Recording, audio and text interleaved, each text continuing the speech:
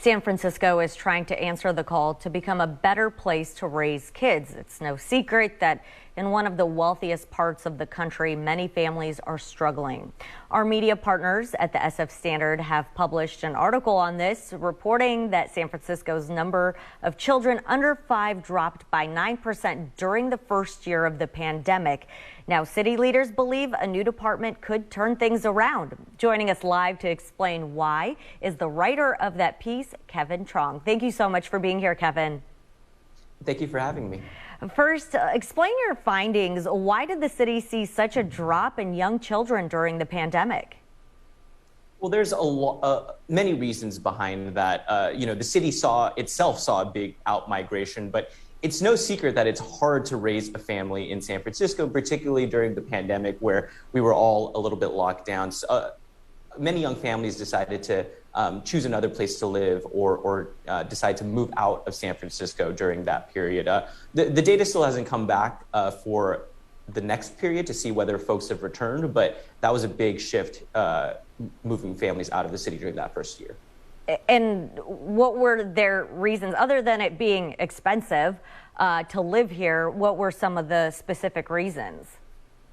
Yeah, I mean, there's reasons like the difficulty in finding childcare, which is one of the focuses of my article. Issues around schools and education. San Francisco obviously was one of the cities that kept remote learning on the longest, and just general quality of life issues that really made it difficult to stay in the city for a lot of these young families.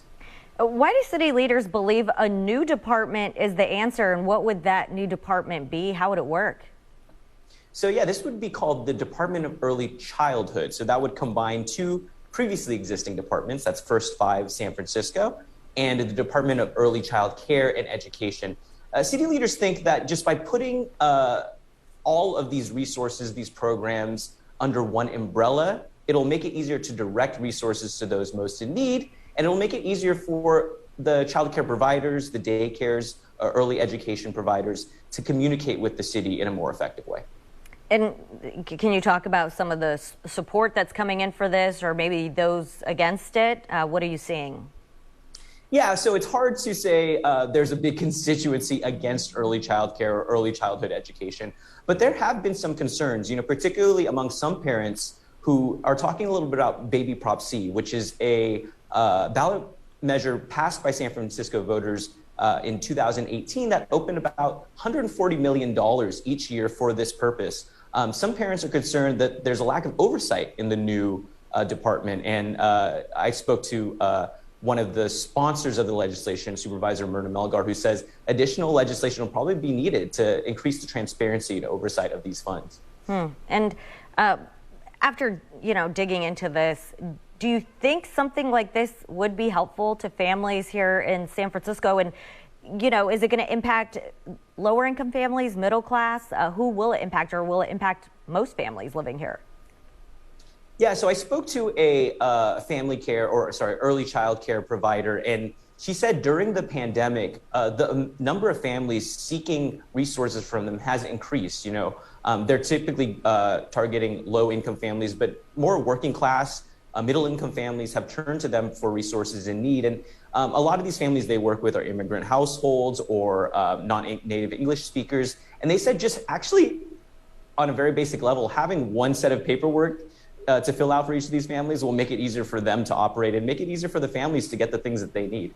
Yeah, and I'm sure something like that, one of the services that's needed. What are some of the other services families say they're struggling, and what they need that this, would possibly provide? Mm-hmm. So a lot of the things are family support. So things like food pantries for families or ways to provide them the basic needs to feed their families. We talk a lot about child education, and that's important, but, the child is only in school for a certain amount of time.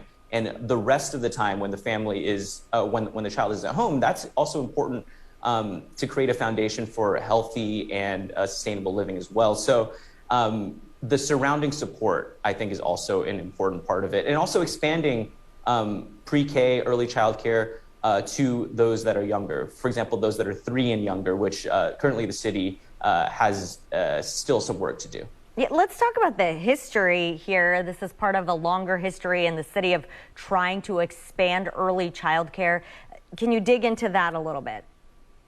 Yeah, the city has had this really ambitious goal of universal childcare for the past few decades, and then has worked on that goal for the past few decades. You know, you have things like in 1998, the state passed Prop 10, which opened up tobacco tax resources for this purpose. You have things like Prop H in 2004, which was passed by the city, which was meant to give more funding to expand pre-K to those who are 4 and older. And then most recently, you have the baby Prop C, which I mentioned, which opens up $140 million for these early child care providers. And around half of that is going to boost the minimum pay for a lot of these folks.